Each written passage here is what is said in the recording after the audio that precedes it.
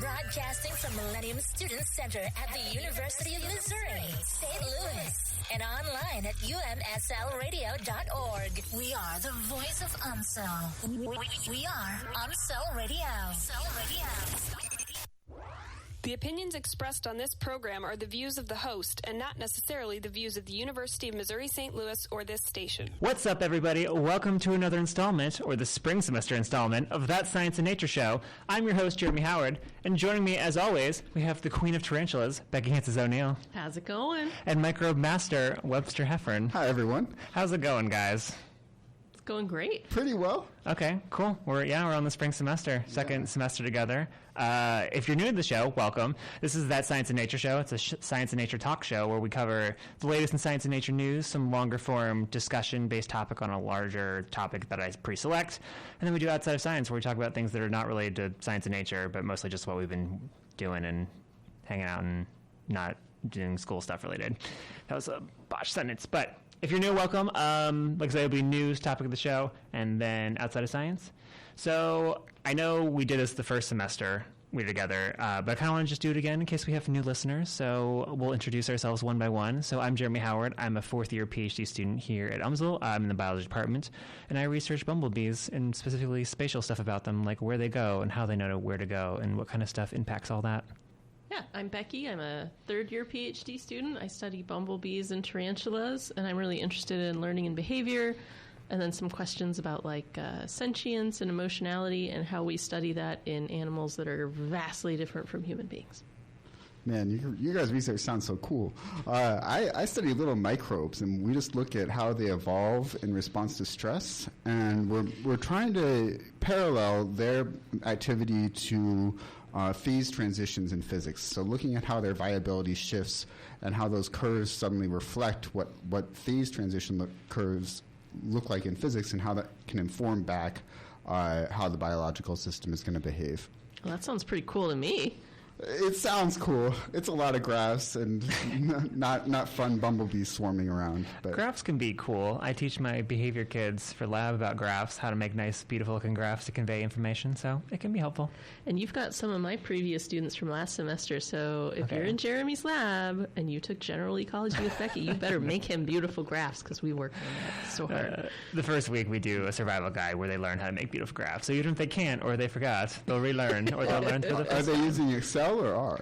They're using Excel because many of these students some of them don't have, they haven't learned this at all. So it's just kind of producing. Oh, well, Excel can make some great looking graphs. Oh, yeah, I can make graphs that look like for professional articles or publications in Excel.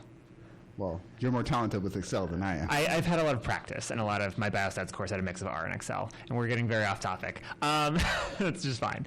So I should mention also, this is a science and nature show that's designed for a casual audience, so if you're not a professional scientist or you're not a science student, fear not, because we try to break things down as best as we can. Or if we can't, I'll usually heckle Becky or Webster to define things, or they'll heckle me to define something and explain a little bit better so more people can understand it, because my personal philosophy is that science is for everybody and everyone can understand it. Sometimes there's some complicated jargon and extra vocabulary and concepts you have to know, but in general I think everyone can get there. So starting with our first news article for this week, this is from Live Science. This is all about earthquakes. So apparently there is information that about 75% of the U.S. is at risk from damaging earthquakes through a new map. So that basically, I don't remember which organization, I'm looking at the article, the USGS, the United States Geological Survey, has basically done this color-coded earthquake map based on areas that have had past earthquakes. So cities like Los Angeles, San Francisco, Portland, Seattle, the big cities, you name it. They can't, they don't have information on the tectonic plates, so the plates that are below the earth, we don't really have great visuals on those, so we kind of have to work with what we got, which is we got the information about when earthquakes have happened and how intense they were, but we don't know the plates themselves and how they shift, because that shifting of plates is actually what causes the earthquakes. So 75%, that's quite a lot. That 75% of us live in areas that can have earthquakes happen. Or maybe it's not surprising. Have either of you experienced an earthquake in your life? in any magnitude? I experienced a really awesome earthquake, actually, in Los Ooh. Angeles. An awesome earthquake. That's not Yes, how I've ever heard nothing was described. broken. It felt like we were all on a rocky bus for a little while. And I was like, what just happened? My partner at the time was like, I think that was an earthquake. I was like, I think you're right. That happened to me also in Los Angeles. Oh? But it was right after we had gotten through LAX security, just to get to head to our gate. And then it shook the building just briefly. It wasn't very prolonged. So everyone looked at each other like, oh no, is this an earthquake or is this like a terrorist attack? What just happened? Oh, yeah, in an airport, I can see, yeah. And then it was clear it was an earthquake. That's one of those few times when you're thanking yourself that it's an earthquake. Yeah. But yeah, California is where I've experienced them. They've all been really mild. The second one, I thought a plane was flying over my hotel. Oh, okay. What year was the first one? I'm just curious. Oh, gosh. I was in high school. Because it was my 25th birthday, so maybe it was the same year. 2000, but that was in the first. Oh, no, the first one you're talking about, LAX. That would have been like 2010, something like that. Ours was like 2008. So it might, maybe? I mean, they are bright red on this map, so I suspect. Yeah, that happens often. Yeah. Yeah, if you look at the map, since you are all audio listeners, of course, California is basically a giant blotch of red with a little bit of yellow, and then we have other sort of intense blotches up near Seattle, and then kind of in the intersection between Illinois, Missouri, Arkansas, Tennessee, and Louisiana, there's kind of like a giant red dark circle. I don't know geologically what that area is, but it seems to be kind of an intense area for earthquakes also. Yeah, I think there's a big fault line here somewhere, but I don't remember its name. And then Yellowstone is a little splotch of red. Right. Which fault line are you wondering about, Becky? This one, I'm showing Webster. Oh, the New Madrid fault. There we go. Where we are, yes. Oh, that's what we're called? That's our, it's the New That's our big fault. Madrid fault zone, yes. Okay. Yeah. And the New Madrid is based off of what? Like what area? Is it like based off a certain state or just that area is called the New Madrid? I think it's just that area. Okay. Yeah, I think that's the name of the fault that's causing that red and yellow spot near western Kentucky. But I will mention we are actually overdue for this earthquake. We're overdue for an earthquake. Yeah, Okay. we've been waiting for it for the past 100 years. It was definitely supposed to happen within 100 years, and it hasn't happened yet. So I don't know whether to be nervous or calmed by that, whether it's just not going to happen or... Well, I mean, it could be like a slot machine every year where it's an average of .000. I think you're probably right, Becky. So % years you get an earthquake. just cross your fingers every year. And Yeah, I've actually never experienced an earthquake. The closest that happened, because I'm from the East Coast, from Maryland, and before that Virginia. And when I was in college in Pennsylvania, there was an earthquake in Maryland, like a small one that I was, heard about through social media. But I was like, oh, I guess I missed it. Not that I was like super bummed about that, but I was like, oh, it seemed like a big event that everyone kind of experienced that I've never had. in Maryland, really? Because that's pretty blue on this map. Oh yeah, no, it was super rare. That's why it was blowing up on social media, because I was like, there was an earthquake in Maryland, because it's like unheard of that this would ever happen there. They make some really good memes for that. I saw one in Idaho where it was just a lawn chair tipped over and it said, "We will rebuild." That's amazing. Idaho's got a little more green and yellow on here. Yeah, because you've got Yellowstone, you've also got craters of the moon. Like, you have some volcanically active areas, so that makes sense to me. So, Webster, have we ever had an earthquake in this area? Like, in the last, since you've come here. 15, 20 years? We get little jolts, but that's about it. That's Okay. all I know about. Okay, because based on this map, it seems like I should have experienced one by now. Yeah, one other earthquake I remember, we were in our house and it was a quick little jolt and like a book fell off the shelf. Did you rebuild? We rebuilt. We put that book back where it belonged. Does this map, make you think about where you might want to live or avoid in future years? I like the earthquakey bits. You like the because of other reasons, not because of the Yeah. earthquake. Oh. Yeah, I want to live in all the earthquakes. So you don't want to keep working on Missouri tarantulas? Well, they're in the green, so that's a 0 to 25% chance. That's a low one, though. Green is pretty reasonable here. I would love to keep working on our Missouri tarantulas. Well, Missouri would keep enjoying to have you. So So sidebar just about data analysis. It looks like they built this almost exactly how we make presence-only species range maps in ecology. And how do we do that? So let's say I want to make one for my tarantulas in Missouri. We go find places where there are tarantulas, and we mark that on our map. And then we use a fancy program like ArcGIS, or Graphic Information System program, and we can throw data at that. We can say, okay, I'm going to throw in elevation data, and I'm going to throw in vegetation data, and all these things that might be important for the tarantulas. And then the software generates a heat map. And to make good informative heat maps, it's a lot more complicated than that. So I don't want to minimize what USGS did here. But it looks like the geologists do something very, very similar, just with geologic data. So they know where all the earthquakes are, geological history of the region. They can get like rock type, last earthquake. They can get all this data, stuff it in, make a heat map. That's pretty cool. So I actually participated in a citizen science thing where we got to plug data in for one of their heat maps. It was I saw some monarchs, and it was either way too early or way too late in the year to see them. I was like, that's really odd. I wonder if there's a reporting system. And I went on and I found one. Oh, was it Journey North? It might have been. Very cool. Yeah. So yeah, just so if any of you see a monarch early in the year in particular or late in the year, and you want to report that sighting as a novelty, this what did you say it was called again? I think that would be Journey North, but there's a whole lot of monarch organizations. But that would be my guess. And monarchs, as we know, are very important pollinators. So try to keep them around. Help us monitor them. I feel like Becky's got some choice words she wants to say right now. Oh, no. You don't think they're important? They are important umbrella species, because if you help the monarchs, you help all the other pollinators. Ah, okay. But butterflies are notoriously poor pollinators. Is that because they only like milkweed? No, it's because they, it has to do with their proboscis, so their tongue. So it rolls up like a little straw, and they can go and get nectar, and they have these tall legs. So they're thieves. Yeah, exactly. They don't get pollen on them as good as bees and flies and some other animals do.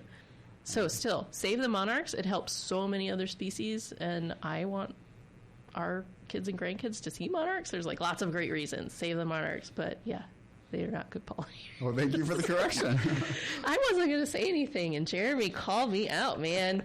Because I could see it was written all over Becky's face. So I was like, she has to say something. Oh, no, I'm about so this. glad you said something, because I wouldn't want somebody saying after the program, oh, Webster was so off.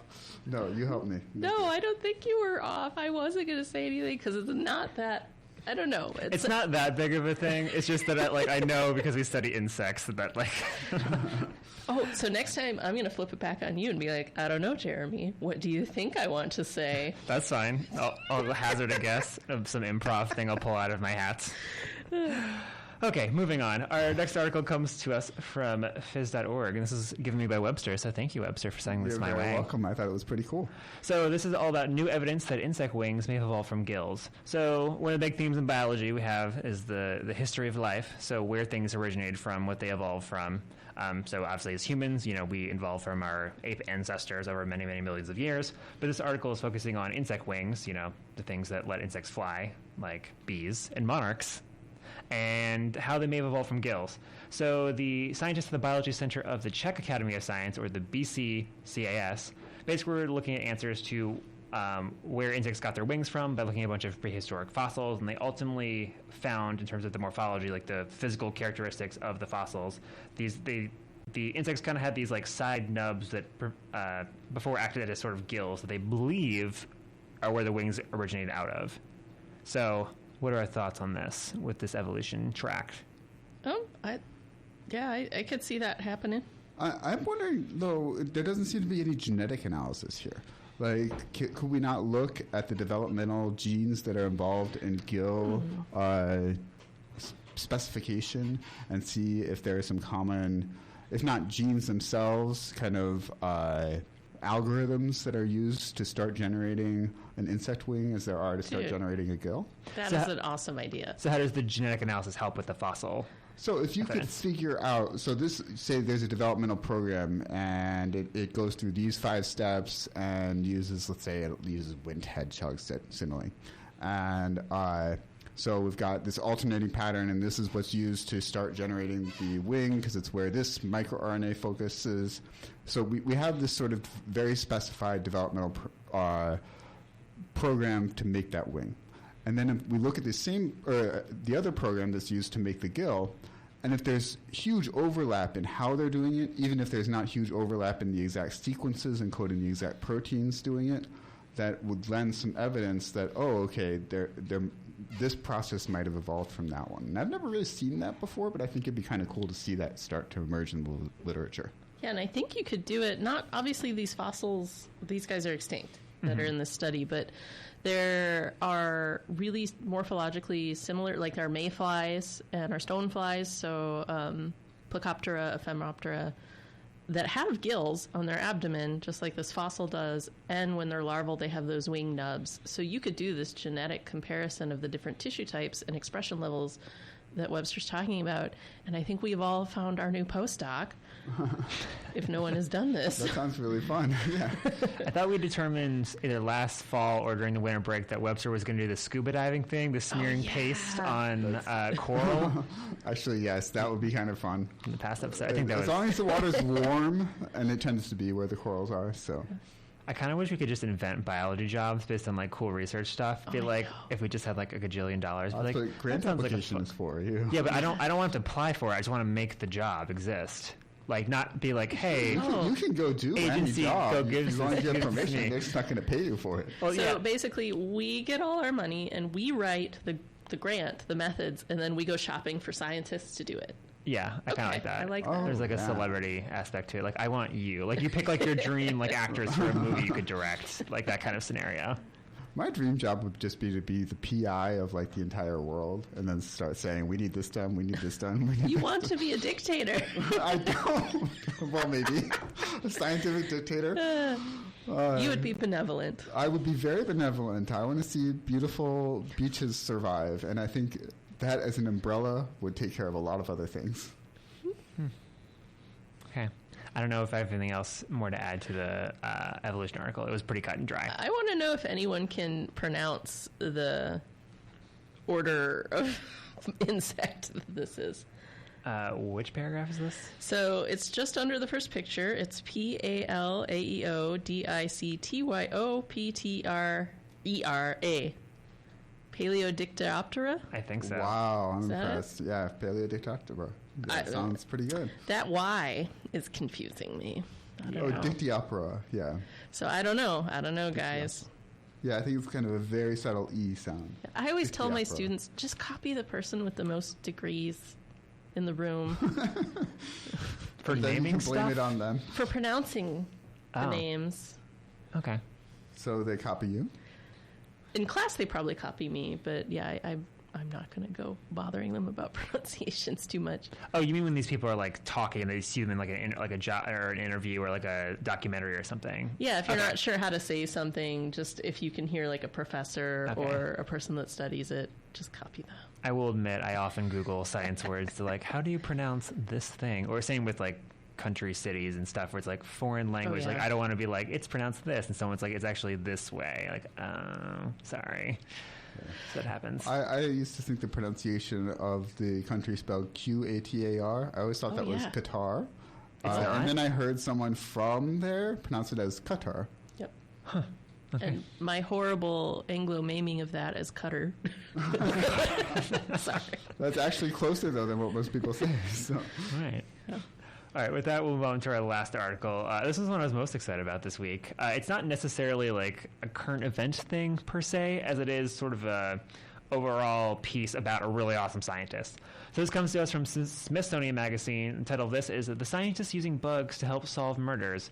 So there's a career out there called a forensic entomologist, which is someone who studies bugs to study crime or to solve crimes, which is probably one of the coolest jobs I've ever heard because I didn't know it existed, and it involves multiple interesting things. Huh.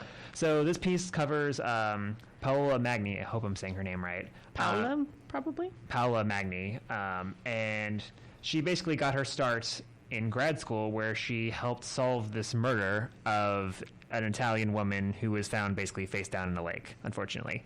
And basically using insects and diatoms, which are like algae from the pond that she fell in. I don't know if it's like your pond. The pond she fell in. They're able to sort of ascertain that the boyfriend had the diatoms on his jacket and was ultimately the culprit.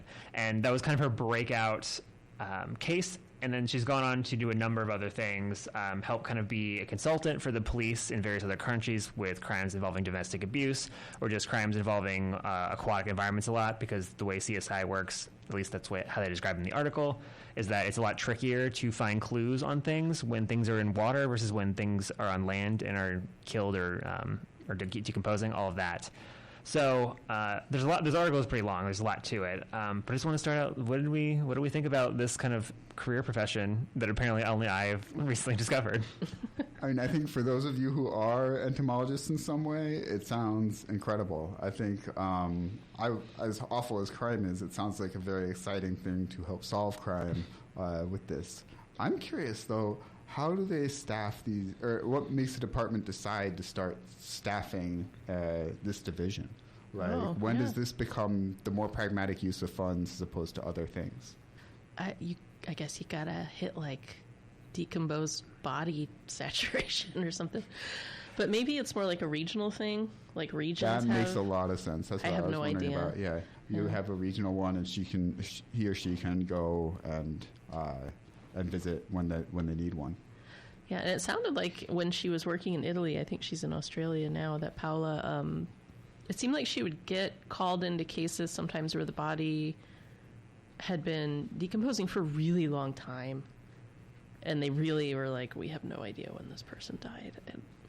And so. Yeah, she's gone on, one of the later paragraphs in the article talks about some other crimes she's gone on to help with. And one of them just like, I couldn't believe when I read this. Let's see. I'm just going to read it. In one case, she and several colleagues analyzed beetle excrement, so like poop, to estimate the time of death of a woman who likely died from natural causes and whose best friend had mummified her and kept her upright in an armchair in their apartment for 16 to 18 years. Ooh, there's a lot to unpack there. There is. Oh my goodness. That's very like almost like that Psycho movie. Yeah. Where he preserves his mom. Yeah. Grief is a funny thing. Yeah, that was pretty scary. But the thing is there that they were able to use like the beetle excrement, so like an entomology feature to help with that. So from reading some more of the article, it seems like, I think in part answering your question, Webster, is that it seems like of late people are kind of starting to understand that things left by insects or traces by insects can kind of be helpful to solving crimes. But also it mentions later in the article that they can kind of be misleading, in that sometimes insects can like chew through clothes, and that can like also cause lacerations when they bite the skin and stuff, and that can look like other things, like they think it's like a sharp cut was done here, versus actually it was the insect that was kind of like gnawing on this person's arm or whatever. So it can kind of be a double-edged sword in some ways. Well, in that way though, the entomologist still could help, and they could say, this was an insect right here, as opposed to this was induced by a human.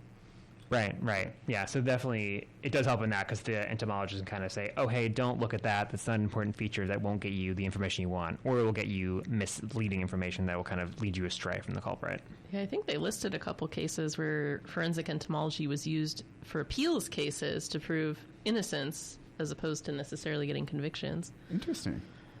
Which I didn't think about that, but that seems obvious. And yeah, the first case was fascinating because they found this young woman in the pond, and she had a dislocated shoulder, but no other bruises or anything like that. So folks were like, yeah, must have been natural causes. And then you read more where she had a fight with her boyfriend. He had a history of mistreating her. And you're like, oh my goodness, who can help solve this case? There's just a lot of circumstantial evidence. Yeah.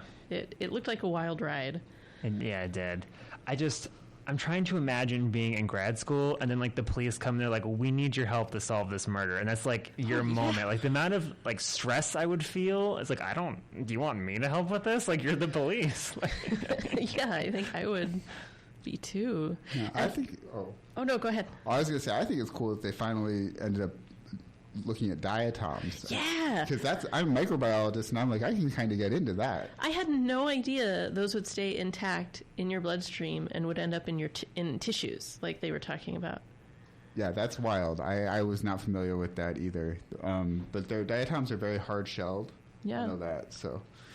Yeah, they're pretty tough. I just figured that they wouldn't, travel around your bodies and you could find identifiable traces of them anywhere. That's just nuts to me. But anyway. Yeah. All right, well, the article has a lot more to it, but in the sake of time, we're going to wrap this up. So, super fascinating article. Would highly recommend you go read and learn about Paolo Magni, awesome scientist. Totally would love to meet this person one day if I ever stumbled across them in Italy or Australia or whatever. That would be fascinating. Well, and if we do have student listeners, I see a lot of students that are biologists that want to get into forensics and they're taking bio classes, and usually they want to do genetics. But this is another way that you can combine biology and forensics in a way that you probably haven't, or maybe haven't heard of. Right. And it makes you stand out because, as the article mentions, there's not many of these people doing this. So kind of gives you a little feather in your cap for maybe getting that job one day. All right, we'll be right back with topic of the show. Stay tuned. Hey, if anyone's out there, looking for a loving community and interested in Middle Eastern culture, come talk to MISA. That's the Middle Eastern Student Association. You can find the community on Instagram at @MISA_. We hold weekly meetings, events. Come out and be a part of the community. You don't have to be a Middle Eastern person to be part of the community. We accept everyone. It's all about unity and bringing people together. You can, again, find us on Instagram at @MISA_. Okay, and we're back. Now it's time for topic of the show. So like I mentioned at the top of the hour, this is sort of our long-form discussion where we talk about some kind of biology, science, nature topic. That's more of a long-form discussion. It's not just a quick news article.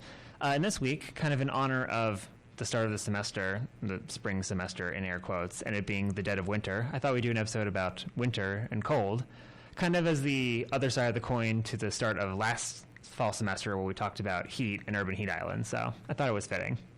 So, as we just experienced, if you live in the Midwest, it was very cold last week. And when I say it was very cold last week, I mean it was very, very, very cold last week. I think we hit -5. I thought, my phone said like between -7 and -9. And then there was also with wind chill, it was even worse. So It was pretty awesome. I mean, I love. You would say it was awesome. That's the word you would use to describe last week. I have an excuse to feel cold. I mean, sometimes I get chilly at like 37 degrees, and then I'm like, oh, I have no excuse. It's 37 outside. But now it's like, yes, I'm allowed to complain about the cold. The fact that it was in the 40s today, I'm like, oh, it's pretty warm outside. It's springtime for the next 2 weeks if you look at the weather. Yeah, I'm a little worried it's going to drop back down, though. Like in lab meeting this morning, we're like, oh, hopefully that's the end of this bitter cold. I'm like, I don't think it is. I think it's going to come back in another week or so. How cold did it get when you were growing up? Nowhere near that. Like, I would say getting to the single digits in Virginia, Maryland was pretty rare. Okay. Yeah, I guess you guys have the ocean as kind of a neutralizing influence. Yes, we do. Hey. Hooray for the ocean. How cold did you get where you guys were? Well, in Boston, it got really cold. Oh, Northeast, yeah. Yeah, Boston gets about as cold as St. Louis does, and it stays colder. But I guess I'm surprised that Maryland doesn't, but I think it must be the Bay, the Chesapeake Bay, the wind from there that keeps you guys a little warmer than Boston, which is entirely upstream of the wind. How about you, Becky? Maybe -15, -20 in Idaho. That's a cold snap. I'd say between 0 and 20 something is more normal during the cold times in winter, but at the extremes, -15-ish. And then if you go Yellowstone, which is a little higher elevation, it gets even colder, which was a couple hours from where I was. But yeah. Okay. So this was still cold to me. I'm not going to run around and be like... in your T-shirt and your shorts. Yeah, I'm from Idaho. This is nothing. No, it's not usually that cold. Can I bring in something a little bit tangential? Go for it. So I was reading an article recently. It was about the cold in Antarctica, how Antarctica had a huge heat wave, and it's gotten warmer than it's ever gotten before. And they were saying its temperatures managed to get up to like -37 degrees. Wow. That's the heat wave. Yeah. It's all relative to where you are. So with the extreme cold last week, how did you all handle it? What did you do? What did you not do? How did you survive it? I was in Chicago when it started, and that lake effect from Lake Michigan, oh my God. That gets very cold. So I drove home. And it was still cold, but not as cold. And I bought a space heater, and it's one of those cute little ones that looks like a fire, and the dogs like to sit in front of it, and it makes me happy. Oh.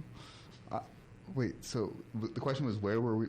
The question was just how did you handle the extreme cold? So what did you do? What did you not inside. do? I honestly, I guess I hid as much as I could.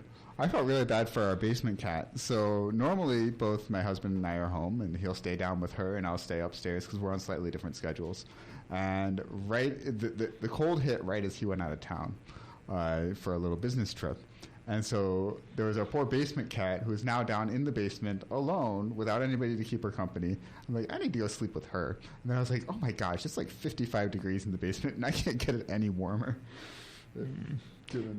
Yeah. Yeah, for me it was like so many layers, space heater. I think when it was like the weather temperature said it was going to go to like -7 or -9, I'm like, we're going to put in so many layers. We're going to have the space heater on next to my bed, and we're going to just pray we wake up tomorrow morning. Oh, jeez. It was fine. I may have overreacted a little bit, but just in case. So say that apartment is relatively warm, and you're on a second floor. Yeah, it is. It is. But again, it was just a lot. It was the drop that we had, because it was like 20s, 30s, and then it was like to -7. So yeah, that was an incredible. It happened in, I want to say, the course of like 16 hours. That happened. So yeah. It was fast. I remember looking at the forecast that day, and I was like, "What? We're going from 37 to like 2 over the next." Yeah. Yeah, so it sounds like we all just sort of bundled up and hung out inside. Not that I was expecting us to go on like Arctic adventures, during the cold snap, but I figured I'd just ask. Well, it's easier to do adventures if there's snow. That's true. Yeah. Did you guys witness the ice at all yesterday morning? I walked on it and held the rail as I went outside for a brief moment. So my car skidded, I could not get it out of the spot where it kept re-skidding to, and I was like, if I keep trying to do this, I'm going to end up slamming my car into something. I'm just going to leave the car here, call the cops, let them know, hey, I'm leaving my car here, and walk the rest of the way home. Fortunately, it was only 2 blocks away from home, but I felt like climbing Everest. It was like, did you fall down? A couple times. And if I had fallen the wrong way, I would have skidded all the way down one of the hills on the asphalt. It was... Oh, no. Yeah. So I guess I'll kind of broaden this now, since this is, again, the topic is to be the extreme cold in winter. Do you guys like the winter? How do you feel about it? Is it like your favorite season? Is it your not favorite season? Why not? I liked it when I lived in the mountains because we could go skiing and snowshoeing. Okay. In Missouri, I find it downright dreary because it's usually just muddy. There's nothing on the trees. There's no snow. So this is me being a bit of a negative Nancy. Well, if you think the mud is bad here, in Boston, it was awful. I one time drove my car through a puddle from the melted slush that was probably about 4 feet high, and I was like, oh, God, my whole car is going to flood. Just go, go, go, go. Did not flood, but that was pretty typical for Boston. Yeah, I feel like I like winter when there's snow on the ground. I don't like it when it's just bitter cold. I mean, I enjoyed the first part of winter when, the winter solstice happens, like the shortest day of the year, and kind of the kickoff of winter when it gets darker very early and the days are shorter and all that. And when, we have Christmas and the holidays, it's really exciting, all the lights, family gatherings, gift giving, all that. And then we hit January, and it's like, and now it's just cold, and all the fun celebratory stuff is over, and it's just sort of like, bleh. January is kind of the bleh month for me. So I've often thought we should have Christmas a month later. It would be so nice if at the end of the bleh month, or all through the bleh month, that were when we were having all these wonderful lights and everything. That I think would make winter a lot more refreshing and wonderful. Yeah, and then like I said, when there's not snow, I'm kind of like, I think also I suffer from a tad bit of seasonal depression. I wouldn't say I'm like full-blown depressed, but I definitely feel it. It weighs on me more during this time of the year. I have trouble here in Missouri where I'm not doing outdoor stuff in the winter. Mm-hmm. I feel like I get the blues. Yeah. They often say it's due to the lack of ultraviolet, but I think there might be definitely is a physical activity associated thing with the seasonal affective disorder. Yeah, I mean, if I were outside, I'd get more UVA, UVB. That's true as well. But UVC. But I think just in general, we're not moving at all. We're not getting That's our blood. True. Yeah. Yeah. I've been told if you can, even for a little bit, just go outside for even if it's really cold, for 2-3 minutes, just get a little bit of sunshine on you, and that'll help even a smidge amount. So I try when I can, except, when it's -7 degrees. I know windows have treatments, but in the morning I'll go and be open all the blinds and the shades, and especially right by my computer where I'm working. So I try. Yes. Yeah, I think I'll insert this here. So we haven't done this in a little while. I just thought it was fun for the first episode. We're gonna do a little winter trivia quiz. Oh, no. This is not competitive. This is not competitive. It's multiple choice. Okay. It's multiple choice. Do we get to work together? You can work together. Okay. This is just sort of fun wintertime quiz for the holiday or for the season. So we'll get started with that. And this kind of just covers like some holiday, festive knowledge, some sort of natural history, biology knowledge, kind of a little splash of everything. All right, question 1. This is kind of very specific. What was the original purpose of marshmallows before they became a popular candy? A, sweeteners and desserts. B, medicinal syrup. C, material for igloos. Or D, for soups and stews. I'd go with the syrup. Syrups. Yeah. That's correct. Okay. You guys know your stuff. I honestly didn't know that. What percent of the Earth's surface is covered by snow either permanently or temporarily? 10%, 23%, 35%, 50%. Covered by snow temporarily or permanently. And we're saying just where there's not ocean? Or Earth's surface. I don't know if that includes ocean or not. Yeah, I mean, I guess I'd go 35. Yeah, 33. Yeah, that if it doesn't include ocean, or 10% if it does include ocean. They don't specify, so we'll Okay, just go well, with what that. did they say? Apparently it's 23%. So I guess okay. that does not include the water. Well, that was within our Yeah. range. Yeah, we were saying 30. Yeah. Okay, but like a good amount of the Earth's covered with some kind of temporary permanent snow. How many times does the winter solstice happen each year? 2, 3, 12, or 1 times? Well, it's a solstice, so one time. Yeah. Yeah. Doesn't Sol already specify solitary? I actually don't know if Or that's Sol that might prefix. specify sun. Yeah, maybe Sol- there's- Sol Yeah, I has think multiple Sol is meanings. sun. I know we have a winter and a summer solstice. So it's 2 because there's one for the northern hemisphere. And one Oh, yeah. That's a trick question. yeah, I actually did know that when I was reading this. I was like, oh yeah, there's 2 because you got one for up and one for down. That makes total sense. That's cheating. Because right now in Australia or the southern hemisphere, it's currently summer. I know. I always have to remind myself of that. I'm like, they're having a time Nothing- of their lives right Nothing exists out of my perception of existence. All right. How do snowflakes form? A, from dust particles with sunlight influence. B, directly from water vapor. C, around dust temperatures above -40 influenced by temperature and water vapor. And D, from frozen raindrops affected by wind speed. I have no idea. What was the the A. first one? I think A. Yeah, Dust the dust. particles. They need seeds. Yeah. Apparently it's C, dust around -40 influenced by temperature and water vapor. Wait, did that say dust around -40? Sorry, dust at temperatures above -40. Oh, okay. So it's a more specific dust. Oh, I answer. see. Okay. Okay, sure. So actually explain this to me because I don't actually know how snowflakes form. I don't really know it either. I just know that they need a seed. You need something to start crystallizing around. Yeah, I think Okay. it's like an anchor. They need a substrate for the vapor to The crystallize substrate being on. like something to stick to? Okay. Gotcha. All right. What is the name of the Northern Lights, a natural display of Earth's sky predominantly seen in polar regions? Is it stellar lights, cosmic glow, aurora borealis, or celestial sparkles? Aurora borealis. Celestial sparkles. I like that one. Or the aurora australis. It's aurora borealis. I want to start calling the Northern Lights celestial sparkles. Yes. Okay. Next, what is the name of the process where ice changes directly into water vapor without melting? Sublimation, condensation, evaporation, or freezing? It's I'm going with Webster. It's sublimation. whatever he It's said. We learned this in sublimation. 8th grade science. Yeah. Yep. Next, which of these is a form of small sled racing in which the rider lies on their back and steers by a subtle leg and shoulder movements? Skeleton sledding, dog sled racing, bobsledding, or luging? I think skeleton sledding. I thought it would be the bobsled or the luge. Oh, well, it might be luge. Was luge on Yeah, there? I was let's- losing. yeah, Okay, let's go with luge. luge. Yeah, because luge is the one person, bobsled's the eat person. You're correct. Yep. All right, we'll do 2 more. Before. Which winter holiday is celebrated sometime between January 21st and February 20th? Christmas, Hanukkah, Kwanzaa, or the Lunar New Year? Lunar New Year? What do you think? Wait, can you say that? What holiday is celebrated between January 21st and February 20th? Christmas, Hanukkah, Kwanzaa, or the Lunar New Year? Oh, lunar. Yeah, lunar New Year. Okay. So I'd say, are we bumping Christmas up a month, or Oh, like look, you're saying? I want this late Christmas. All right, we'll do maybe 2 more. What year was the first Winter Olympics held? Is it 1912, 1920, 1924, or 1930? I have no idea. I have no idea either. Those are all very close years. I'm going to say 1912. Apparently it's 24. Okay. So, Okay. didn't know that either. All right, last one. What happens on the winter solstice? The moon moves into the shadow of the earth cast by the sun. B, the sun travels the shortest path through the sky. C, the moon comes between the sun and earth. Or D, the sun travels the longest path through the sky. Sun travels the shortest path. That is correct. Yep. The winter solstice is when the sun travels the shortest path in the sky. Okay.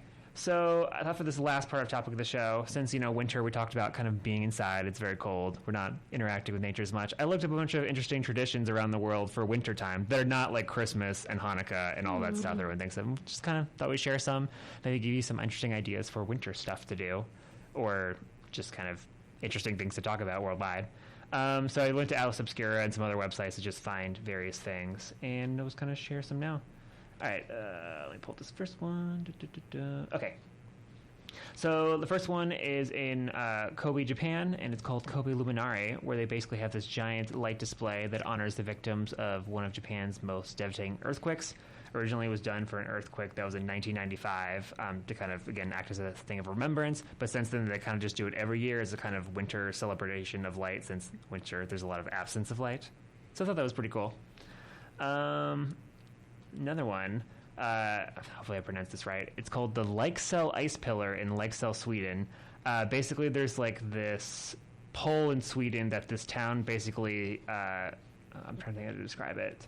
They sprinkle water on this tall vertical pipe to basically make like a giant ice pillar. And it's supposed to be like something you go and see every year. And the idea is they try to, based on the weather conditions, hope it gets to like the tallest height. Just kind of celebrating like an ice. It's really tall in this photo. It's like taller than these 40-foot tall pine trees. It's very impressive. I thought that was kind of cool. It's like kind of celebrating like making something out of snow and ice. So that's another cool one. I don't know if we do something like that on campus. We just build. I actually wouldn't mind building a snowman on campus if it actually snowed a bunch while we were here. That would be a lot of fun. Or maybe, what about like a snow insect? Would you guys do that? I feel like I don't have the artistic ability to do that, but I would consider helping someone with it, maybe. I think a snow bumblebee would be pretty fantastic. Yeah. Again, I hope I am saying this right. In Vilhelmina, Sweden, there is an ice pole sitting contest where contestants basically sit on a frozen chair for as long as possible to win a prize. And it seems like they can do this anywhere from 48 to 66 hours, and the temperatures can get very, very cold, up to, it seems like in the past, below negative 22 degrees Fahrenheit. That seems like it should be illegal because people would probably really damage their bodies. So I guess there are some caveats. They do get 10-minute breaks every few hours. I'm guessing there's people that watch these people. They cannot fall asleep, though. That's one of the things. So they can't like pass out in case something bad happens. So they have to be physically awake. Kind of a test of endurance of the cold during the winter. I would never ever do this. It seems so awful. I bet first of all, it's a recipe for like hemorrhoids. Like you're really messing with your circulation at that part of your body. I don't want hemorrhoids. No, thank you. Yeah, I thought that was kind of a quirky one, embracing winter. It's like a more extreme polar plunge. And so instead of jumping in cold water, you're just like, I'm just going to sit on this ice cold chair for like 3 days. Yeah, I don't need to do that. All right. Next, again, hopefully I'm pronouncing this right. This is in Iceland. It's called the Porablot Festival. So it's a festival that takes place between mid-January and mid-February, and the idea is that they get this massive feast of food, sort of like with dried, salted, purified remains based on various meat dishes and cheese dishes and stuff, and they just kind of consume it. It's kind of a hearty meal. A lot of fermented for the stuff. winter time.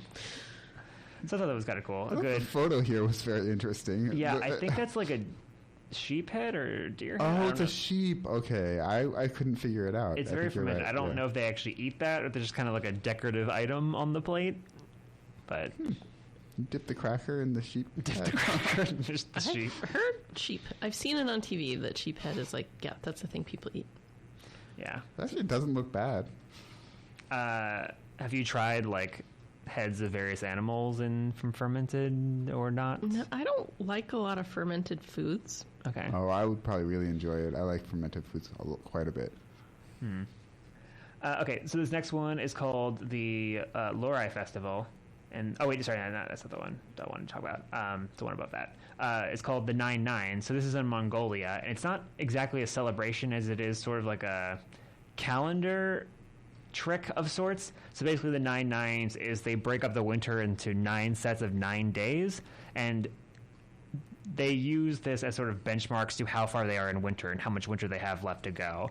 So at certain points it's like, oh, after this set of 9 days, then like vodka will freeze, and then after this set of 9 days, vodka mixed with milk will freeze, and then after this set of 9 days, like the horns of this oxen, it's so cold that will fall off. So it's not like they're celebrating; they're just using sort of like these natural timestamp points, which I thought was really cool as a way to sort of track how far they're in winter. So I'm assuming the oxen are not supposed to be exposed to these temperatures? I'm assuming no.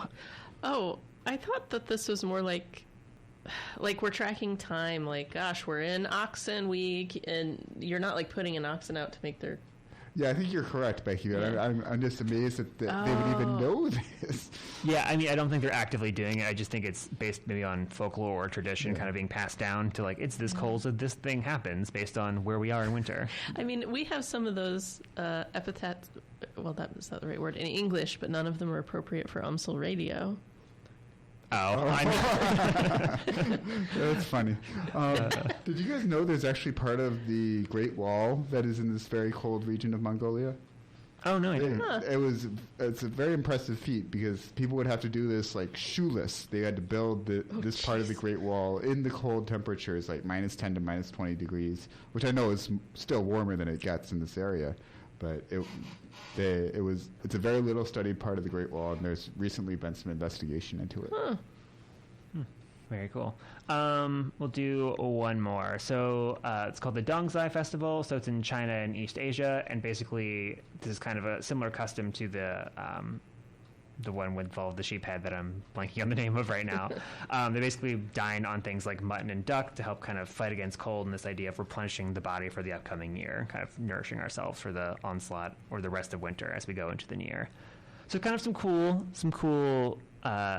cultural and festive activities that kind of happen during the winter months, kind of either embracing the cold or you're kind of using it as an artistic expression, or, you know, kind of embracing kind of the food of the winter time. So just another kind of general question to throw out. Do we have any like wintertime traditions that we like to do during this point of the year? Like not specifically the holidays, not like Christmas per se, or the any of that holiday period, but like just the winter itself. Like things we tend to do? Yeah, things you like to do, maybe food you eat, like hobbies, activities. So we talked about volcanic activity in Idaho, where I'm from, and in the winter, I really like to go to Lava Hot Springs, which is a natural hot spring that's been developed. That sounds delightful. Yeah, it's great, especially when it's really cold. And you're nice and warm, but your hair will freeze because it's wet, and there's multiple hot springs in this town because there's a lot of geologic activity. So there's one where you can hop into like some river water that's freezing cold and then hop back into the hot spring water. Oh man, I would not do that. I'm not big on these. It's exhilarating. But I hear it's good for your circulation. Yeah. Oh, no, we had an episode about that. Yeah. We did. But I miss going to hot springs. Like there were some remote ones where we'd snowshoe in. When I was like undergrad master's student, everyone loved to go skinny dipping in these things in the winter. Oh, So okay. it was crazy times. But I miss the hot springs. Yeah, I don't think I've ever been to a hot spring. I don't think. I've been to one. It was in China. It was really, really nice. Ooh, I bet Okay. that was cool. Cool. Yeah, back when I was a child, and you know, I mooched off my parents' money as children do. We like doing like skiing outings or like snow tubing and stuff, like anything embracing like the winter with like kind of like recreational activity. I love doing. I wouldn't mind going skiing. I know there's a ski resort somewhere nearby here. Oh yeah. But I don't know anything about it. Hidden Valley, yes. I've not like the been there dressing? in so long. It's gotta Like be the fake dressing. snow. It's fake snow, yes. Yeah. I mean, I don't care if it's fake. It's like it'd be cool to go. Well, we could do like a grad student day and like just go sledding. I bet they have a sledding hill. Or we could do a grad student day to Hidden Valley. It's not. I don't think it's that far. Get some salad. Sorry, I'm going to be making a terrible joke. I don't know how. Yeah, I wonder what's the environmental impact of fake snow making. Oh, I don't know. That's a topic for a future Seems like it episode. would take a lot of energy. But I'm not Probably, sure. yeah. That wouldn't surprise me. But yeah, like I said, anything snow related. Again, I like the snow and like the frozen stuff, not like frozen roads and all that traffic, you know, when like causes accidents and stuff, but like the snow part. And then but I just don't really like the cold. The one thing I do also kind of try to do is like a self-tradition I've done the past couple of years, and this is more like to kind of fight a little bit of the seasonal depression. I like watching some kind of comedy during the winter. Oh, that's nice. So like I've been kind of started this since I started at UMSL in 2020/2021. So like the first year I watched Chappelle's show, which I'd never seen, and that was absolutely hilarious. That was a very good show. Let's see, 2 years ago I watched Veep, which is like the political comedy with Celia. I'm blanking on her name from Seinfeld. Seinfeld. What is her name? Julia Louis-Dreyfus. Yeah. From Seinfeld, absolutely phenomenal also. And then last year I watched Superstore, which is a bunch of people that work at like a Walmart type store. I've seen a couple episodes of that. That's pretty funny. Yeah, so they've all been really good. I'm kind of deciding what I'm going to watch this year because I'm like, all right, it's about that time, so we need that pick me up. So I have ideas, but that's you what have I a good do every year. list. That's the way I like doing every year. You could send us your list, Jeremy. Okay. This seems nice. But yeah, those are the big like wintry things that I enjoy doing. Any last ones? I like sledding. I really like sledding, and I miss sledding. We used to get a lot more snow in St. Louis, and sledding was just such a nice thing. We'd always go to the golf course that was across the street from the house where I grew up, and that option just isn't there anymore. Not only do we no longer live, or does my family no longer live across the street from a golf course, but it just doesn't snow as much anymore. Even when we get this Arctic blast, the expansion of the polar vortex, we don't see this much snow as we used to back then. I suppose I miss, well, I don't know if I miss it, but I tried straight up winter camping one time with like the down sleeping bag and snowshoeing. And how'd that go? That was hard. I much prefer yurts. Snowshoeing or cross-country skiing or hiking out to a yurt and putting the wood stove on to keep warm and waking up in the middle of the night to feed it. What is a yurt?